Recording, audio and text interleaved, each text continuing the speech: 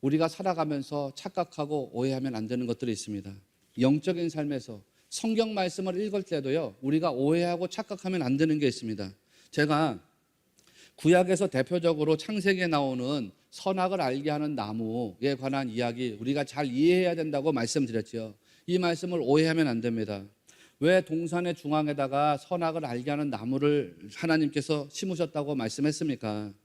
이 나무만 없었어도 아담과 하와가 타락하지 않았을 텐데, 이 나무만 없었어도 아담과 하와가 에덴에서 영생하도록 기쁨을, 에덴이 기쁨이라는 뜻이라고 했잖아요. 그 기쁨을 누렸을 텐데, 그런데 이 나무가 화근이 되었습니다.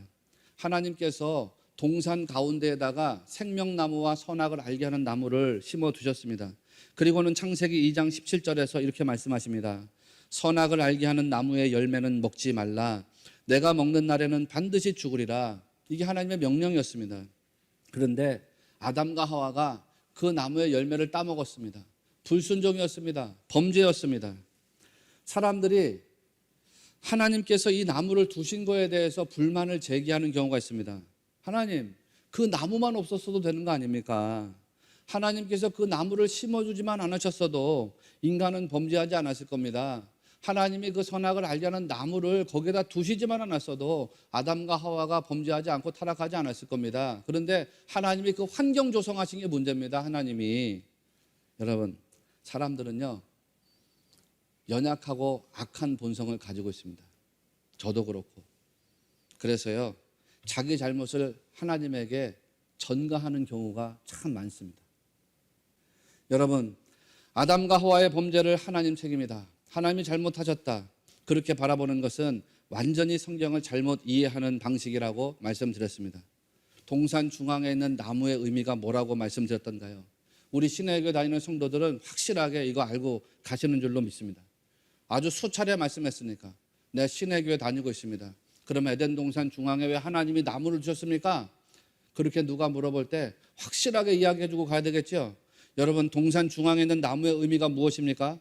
누가 주인이냐? 주인이 누구냐? 이거에 대한 하나님의 선언이라고 말씀드렸습니다. 에덴 동산에서 아담은 뭐든지 먹고 누릴 수가 있었습니다. 그런데 아담은 무엇이든지 먹고 누릴 수가 있었지만 그거에 따른 책임과 사명도 수행해야 됩니다. 창세기 2장 15절을 보면 여호와 하나님이 그 사람을 이끌어 에덴 동산에 두어 그것을 경작하며 지키게 하셨다, 이런 말씀 나오잖아요. 오래된 성경 공부지만 여러분 기억하시죠? 경작, 히브리 말로는 아바드인데 이 아바드는 섬긴다, 봉사한다, 이런 뜻이라고 했습니다. 하나님께서 아담에게 명령하셨습니다. 너가 에덴 동산에 아바드 해라. 에덴을 섬기라는 뜻이죠. 에덴을 섬기고 그 다음에 뭐 하라 그랬습니까? 지키게 하셨다 그랬습니다. 하나님께서 아담으로 하여금 에덴을 섬기고 에덴을 지키게 하셨다 그랬습니다. 이게 하나님의 명령입니다. 하나님의 명령이고 아담이 지켜내야 되는 사명입니다. 하나님께서 그렇게 하라고 명령하셨습니다. 그리고 그 명령에 따라서 아담은 순종해야 됩니다.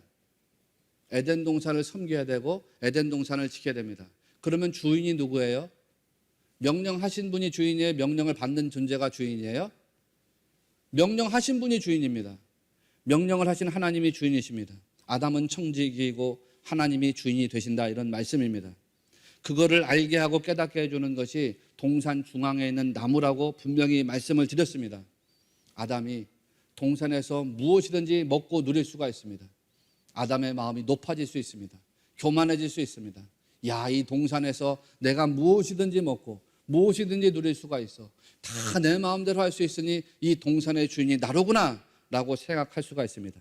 그런데요, 아담이 그렇게 주인 되려는 마음이 생길 때마다 동산 중앙의 나무가 지표가 됩니다. 그것이 그에게 영적인 표적이 됩니다. 동산 중앙에 있는 나무를 볼 때마다 아니야, 내가 동산에서 다 마음대로 할 수 있는 게 아니지. 저 동산 중앙에 있는 나무는 손대면 안 돼. 그 열매는 따먹으면 안 돼. 그것은 터치하면 안 되는 것이야. 왜냐하면 나의 주인 되시는 하나님께서 내게 명령하셨기 때문이다. 이 동산의 주인은 내가 아니야. 이 동산의 주인은 동산을 창조하신 하나님이시지, 나는 청지기야. 동산 중앙의 나무를 볼 때마다 아담이 그거를 깨닫고 알게 됩니다. 동산 중앙에 나무를 세우신 하나님의 분명한 목적은 바로 그것이라고 했습니다. 나무를 볼 때마다 너의 존재의 정체성을 알아야 된다. 네 존재의 정체성은 주인이 아니야. 네 존재의 정체성은 하나님의 청직이다. 여러분, 우리가 똑같습니다. 여러분 여기에 매달린 십자가를 볼 때마다 그거를 볼 수 있어야 됩니다.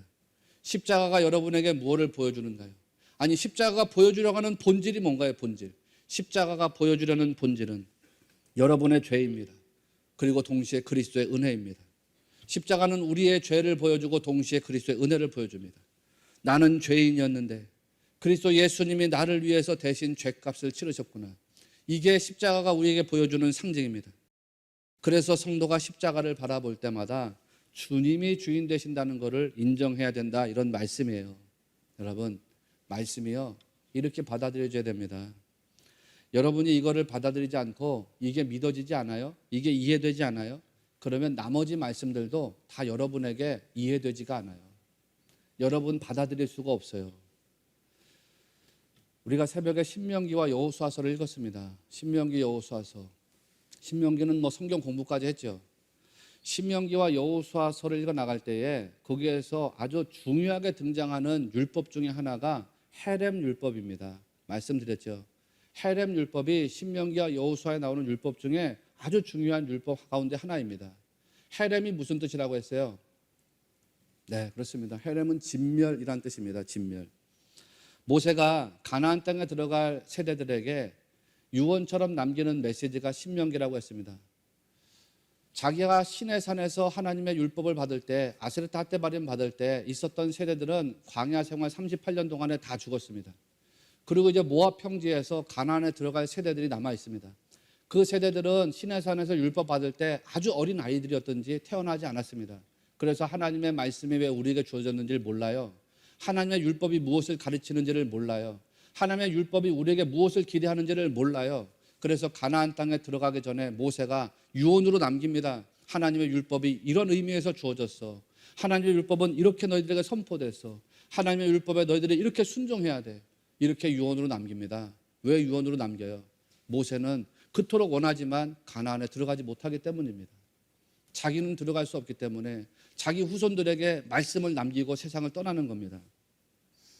그 말씀 중에서 모세가 중요하게 이야기하는 핵심이 뭐냐? 헤렘입니다. 너희들 가나안에 들어가면 가나안 7족속에 있어. 그 가나안 7족속을 헤렘해야 된다.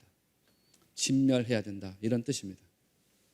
모세가 가나안에 들어갈 세대들에게 헤렘 율법을 선포했습니다. 가나안 7족속을 진멸하라. 진멸. 다르게 말하면 거기 가나안 족속들의 씨를 남기지 말아라, 이런 뜻입니다. 이거를 실천한 사람이 누구냐면 여호수아입니다. 이거를 실천한 군대가 누구냐면 여호수아의 군대입니다. 가나안 정복 전쟁을 수행하면서 여호수아와 여호수아의 군대가 헤렘을 실행합니다. 모든 가나안 족속들과 싸워서 그 헤렘 율법을 실행합니다. 물론 그렇게 하지 못한 족속도 있어요. 속아가지고.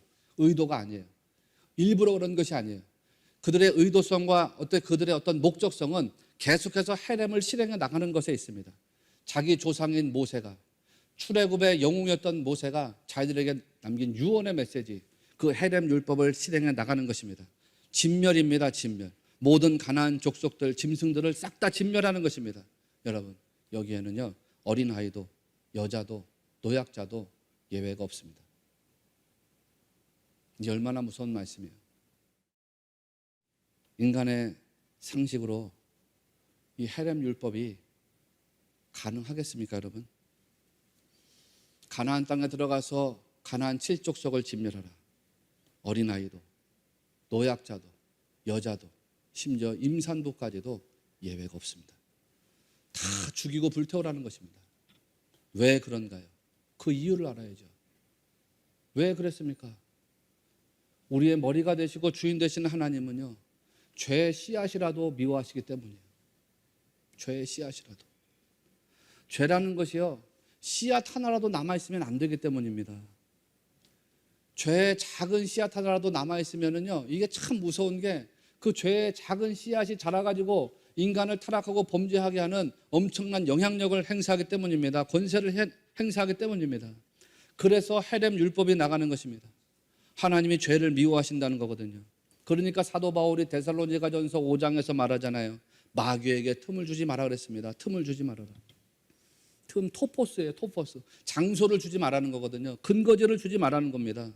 성도는 마귀가 자리를 잡지 못하도록 그것을 자기 마음에서 쫓아내야 된다는 거예요. 쫓아내야 된다는 거. 마귀는 여러분 틈을 노립니다. 언제든지 여러분 우리 마음속에 들어가서 우리와 주님의 관계를 끊어 놓으려고 합니다. 그 죄의 작은 씨앗이라도 악의 작은 모양이라도 우리가 가지게 되면 그거에다가 마귀가 물을 줘가지고 자라게 하고 그것이 하나님과의 관계를 끊어내게 하고 성도가 불화하게 하고 교회가 깨어져 나가게 하고 부서져 나가게 하고 그렇게 한다, 이런 말씀입니다. 그러니까 우리 안에 있는 혹시 어떤 부정적인 감정이라도 다 쫓아내야 된다는 거예요. 쫓아내야 된다. 어떤 작은 부정적인 감정이라도 어떤 작은 부정적인 언어라도 다 몰아내야 된다 이 말이에요. 몰아내야 된다. 목사님 힘들어요. 그래요. 나도 힘들어요. 그런데 여러분 마귀만 역사하는 게 아닙니다. 마귀만 역사하면 우리가 이겨낼 수 없어요. 그런데 마귀만 역사하는 게 아니라 성령님도 역사하신다는 걸 여러분 믿으시기 바랍니다. 여러분이 결단하면 성령님께서 도움을 주신다, 이런 말씀이에요. 주 예수 그리스도를 확실하게 붙잡고 신앙하면 성령님이 여러분에게 역사하시고 도움을 주신다, 이런 말씀이에요. 모든 것이 합력할 선을 이루게 하시는 줄을 믿습니다. 오늘 질병을 고치는 이야기도 한번 잘 생각해 보십시오. 질병을 고치는 이야기들. 오늘 말씀해 보면 중풍병자를 고치는 이야기가 나옵니다. 이것도 한번 잘 생각해 보시고요. 우리가 그 전에 먼저 생각해 봐야 될 게 있는데, 예수님께서 질병을 고치는 이야기 중에 특정한 몇 가지 이야기들을 한번 생각해 보려고 해요. 예를 들면 우리가 지난번에 읽었지만 백부장의 하인이 고침을 받았습니다. 기억나시죠? 그 다음에 뒤에 가서 보면은 회당장 야이로의 딸이 또 고침을 받습니다. 마태복음에서는 관리라고 표현하지만 어떤 다른 복음서에서는 회당장 야이로를 지명하고 있습니다. 또 마태복음 15장에 가서 보면요, 가나안 여인의 딸이 고침을 받습니다. 이 딸이 귀신 들린 딸인데 귀신에서 노임을 받게 됩니다. 수로보니게 여인, 유명한 이야기잖아요. 예수님께서 처음에 그 여자가 자기 딸 고쳐달라고 했을 때 거부하셨잖아요. 네, 주인집 상에 있는 음식을 개에게 주는 게 마땅하지 않아. 그러니까 그 여자가 뭐라 그래요? 예, 주님 옳습니다. 그런데 주인집의 개들도 그 주인의 상에서 떨어지는 부스럭이라도 먹지 않습니까? 그래 나한테 부스럭이라도 주십시오. 그 이야기 하잖아요.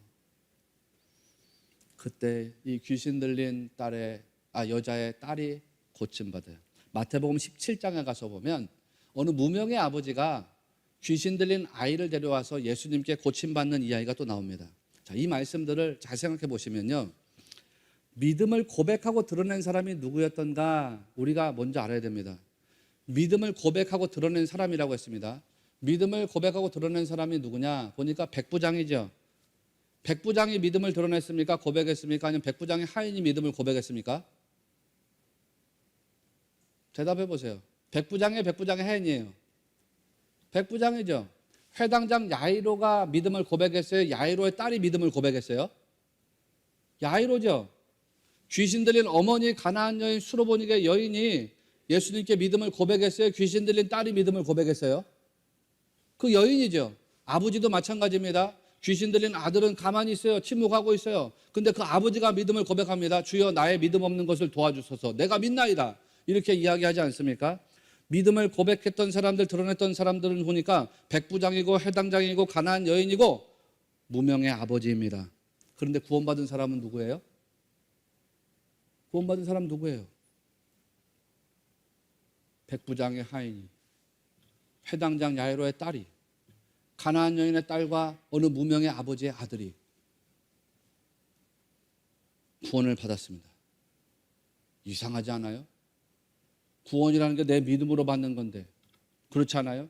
믿음을 고백한 사람과 믿음으로 구원받은 사람들이 다 다릅니다. 어떻게 이렇게 되는 거지? 여러분, 말씀이 지시하는 영적인 본질을 깨지 못하면 우리가 이 말씀을 읽어나가면서도 오해할 수 있습니다. 이 말씀을 읽어나가면서도 말씀의 진리를 잘못 붙잡을 수가 있습니다. 뭘 말하려는 것이냐? 여러분, 이 말씀을 통해서 우리가 핵심적인 진리를 꿰뚫을 수 있어야 됩니다. 관통할 수 있어야 됩니다. 병이 낫는 거, 죽음에서 살아나는 거, 이거 핵심이 아닙니다. 다르게 표현하면 백부장의 하인이 주인공이 아닙니다. 회당장 야이로의 딸이 주인공이 아닙니다. 가나안 여인의 딸이나 무명의 아버지의 아들이 주인공이 아닙니다. 주인공은 누구예요? 주인공 누구예요? 백부장의 주인입니다. 회당장 야이로가 주인공이고요. 가나안 여인이 주인공이고 무명의 아버지가 주인공입니다. 중풍병에 걸렸던 백부장의 하인이 건강하게 되었다. 이게 핵심이 아니에요, 여러분. 그 백부장이 자기 하인의 질병을 보고서 고통당하고 있습니다.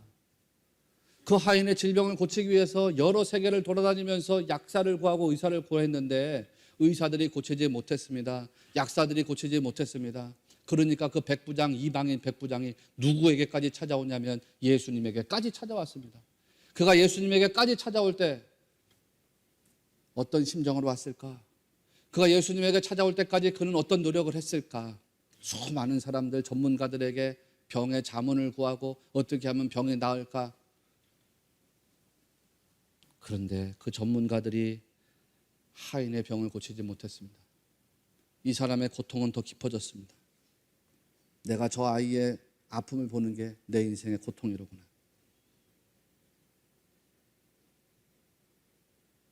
예수님이 그 사람 백부장의 고통을 해결해 주었다는 것.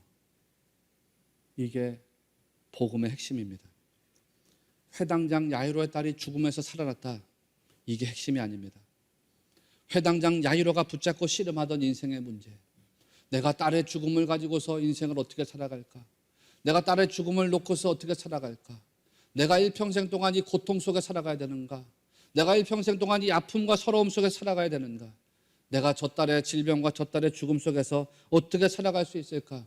그 회당장 야이로라고 하는 사람이 가지고 있었던 인생의 문제, 고통의 문제, 삶의 문제, 이거를 예수님이 해결해 주셨다라고 하는 것이 복음의 핵심입니다. 가나안 여인도 마찬가지고 무명의 아버지도 마찬가지입니다. 그 사람의 자녀들이 병에서 낫다는 것이 핵심이 아니라 그 사람들이 그 병 때문에 인생의 고통에 사로잡혀 있었는데, 자식의 질병을 보면서 인생이 고통스러웠는데, 자식이 귀신에 붙잡혀 있는 것을 보면서 인생이 괴로웠었는데, 그 고통과 괴로움에서 주님이 구원해 주셨다는 것이 복음의 핵심인 줄을 믿으시기 바랍니다. 이게 복음의 핵심입니다. 예수님이 기적을 행하고 능력을 행하시는 분인 것은 확실히 맞습니다. 예수님은 병자를 고치시는 분이고 귀신을 쫓아내시는 분이고 죽은 자를 살려내시는 분입니다. 그런데요, 우리가 그런 기적과 능력에만 빠져 있으면 진정한 복음으로 나가지를 못합니다. 그런 기적과 능력이 나하고 무슨 상관이야? 내가 무슨 귀신에 붙잡힌 사람도 아니고, 내가 무슨 중풍병에 걸린 사람도 아니고, 내가 죽은 사람도 아닌데 나하고 무슨 상관이 있겠어? 귀신들이 예수님을 향해서 말했잖아요. 마태복음 8장에서 하나님의 아들이여 우리가 당신과 무슨 상관이 있나이까? 그렇게 말했던 것처럼 예수님하고 나하고 무슨 상관이야? 예수님의 기적 능력하고 나하고 무슨 상관이야? 그런 기적과 능력이 옛날에나 있었던 일이지 오늘에도 나한테 그런 일이 일어나겠어? 예수님과 아무런 관계가 없는 사람처럼 살게 됩니다. 그런데요, 복음은 그런 게 아닙니다. 예수님이 기적을 행하고 능력을 나타내신 이유가 뭐냐? 그 궁극적인 목적은 인간을 고통에서 구원하시려고 하는 것입니다. 예수님은 백부장이 하인의 중풍병으로 고통 중에 있던 것을 구원하셨습니다. 회당장 야이로가 딸의 죽음, 즉 관계의 단절로 인해서 고통당한 것을 구원해 주셨습니다. 귀신 들린 딸과 아들을 고치셔서 귀신에 사로잡혀 있었던 한 가정을 통째로 예수님이 구원해 내셨습니다. 이게 복음의 핵심입니다. 사랑하시는 여러분, 여러분 이걸 다 믿으시기를 바랍니다. 여러분이 붙잡고 씨름하는 인생의 고민 있잖아요. 여러분이 지금 씨름하고 있는 인생의 고통이 있잖아요. 혹시 목사님 나는 그게 없습니다. 그런 거짓말 하지 마시고요. 나는 이게 내 인생의 고통입니다. 나는 이게 내 인생의 고민입니다. 이게 내 인생의 문제고 내가 씨름하고 있는 기도 제목입니다.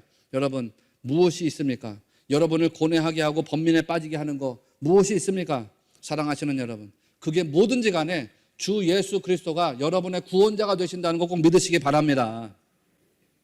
예수님께서 어떤 고통, 번민과 고뇌, 실망과 좌절에서 우리를 다 건져주실 수 있어요. 구원하실 수 있다는 말씀이에요. 그러니까 예수님이 보여주신 기적과 능력에만 관심을 두면 안 됩니다. 그러면 오늘 본문에 나오는 서기관들하고 똑같아집니다. 사람들이 보세요. 침상에 누운 중풍병자를 데리고 왔습니다. 그때에 마태가 아주 의도적으로요. 아무런 설명하지 않고 예수님의 말씀을 선언합니다. 자, 마태복음 9장 2절 보시면 예수께서 그들의 믿음을 보시고 중풍병자에게 이르시되 작은 자야 안심하라 내 죄 사함을 받았느니라. 말씀이 이렇게 나가요. 여러분 막 감동이 오십니까?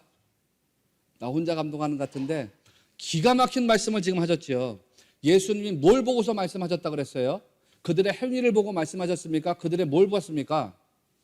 믿음을 보고 말씀하셨대요. 자, 여러분 이게 무슨 말씀이에요? 놀랍죠. 예수님께서 믿음을 보시고서 말씀하시는데 그 다음에 나오는 말씀이 뭐냐면 작은 자야 안심하라 내 죄 사함을 받았느니라, 이 말씀이에요.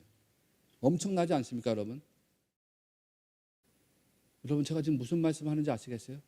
중풍병자와 그 친구들, 그를 데리고 온 사람들의 믿음이 예수님은 나의 중풍병을 낫게 해주실 것이야 라는 믿음을 가지고 있었다면 예수님은 그 믿음을 보시고 너가 그런 믿음을 가지고 있구나, 너의 중풍병이 낫게 될 것이야, 이렇게 말씀하셨을 겁니다.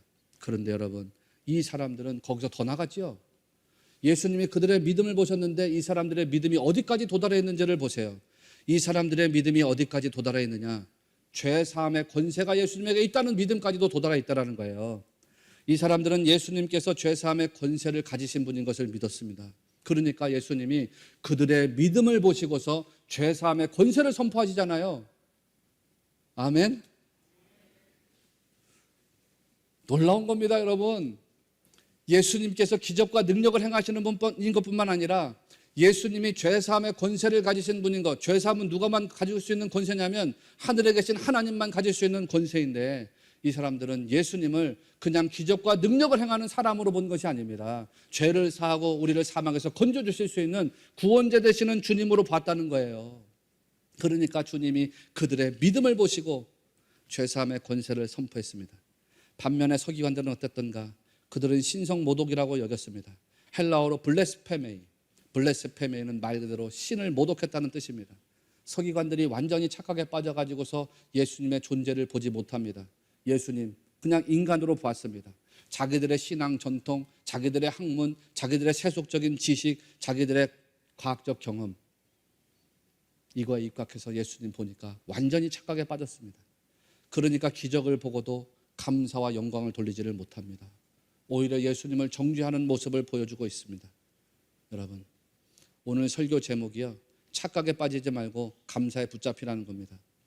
우리가 서기관들처럼 과학적 지식, 경험적 상식, 이거에 붙잡혀 있으면요 영적인 착각에 빠져가지고서 거기서 헤어나오지 못합니다. 말씀을 봐도 말씀의 진리가 경험되지 못합니다. 기적을 봐도 기적에 대해서 감사와 영광 돌리지 못합니다. 말씀은 말씀이고 나는 나야. 하나님 말씀은 옛날 말씀, 2000년 전 말씀이고 나는 과학적 세상을 살고 있어. 이거 말도 안 되는 얘기야. 이렇게 나가게 돼요. 세속적인 인간의 생각이요 서기관들하고 똑같습니다. 그들은 예수님이 죄에서 인간을 구원하시는 분인 것을 인정하지 않습니다. 그런데 그거는 악한 생각이라 그랬습니다. 4절을 보세요. 예수께서 그 생각을 아시고 이르시되 너희가 어찌하여 마음에 악한 생각을 하느냐 그랬습니다. 악한 생각이에요. 예수님의 죄사함의 권세를 믿지 못하면 그게 악한 생각이래요. 악한 생각에서 나오지 못하면 구원받지 못하는 멸망의 길을 가게 됩니다. 여기에서 모든 성도들이 다 빠져나와야 됩니다. 다시 말씀드립니다. 예수님은 나나 여러분의 인생의 문제만 해결하시는 분이 아닙니다. 어떤 순간의 기적과 능력을 보여주셔서 거기서 잠깐 벗어나게만 하시는 분이 아닙니다. 예수님은 인간의 가장 근본적인 문제까지도 해결하시는 분인 것을 믿어야 됩니다. 사람들은요 병 낫는 거에만 관심해요. 사람들은요 기적의 능력을 보는 거에만 관심해요. 오늘 말씀 그렇잖아요. 실제로 이 사람들이 영광을 하나님께 돌리는데 뭘 보고서 영광 돌리냐면 예수님이 나타내신 기적의 권능을 보고서 영광 돌린대요. 그런데 예수님은 전혀 달라요. 예수님은 마태복음 9장 6절에서 말합니다. 인자가 세상에서 죄를 사하는 권능에 있는 줄을 너희로 알게 하려 하노라. 권능이 있대요. 죄 사하는 권능. 여기서 권능은 디나미스가 아니라 엑수시안이라는 단어를 사용했어요. 엑수시안은 권세라는 뜻도 있지만 자유라는 뜻이 있어요. 그래서 예수님은 자유롭게 죄를 사하시는 분이라 이 말씀이에요. 자유롭게 죄를 사하실 수 있는 존재가 누가 있어요? 하나님 말고는 없어요. 그러니까 예수님이 이 말씀 속에서 뭘 얘기하는 거예요? 내가 곧 누구라는 거예요? 내가 곧 누구예요? 하나님이요. 예수님이 하나님이에요. 그 하나님은 여러분을 죄에서 구원하셨고 여러분 인생의 모든 문제에서도 구원하실 수 있는 분인 것을 꼭 믿으시기를 바랍니다.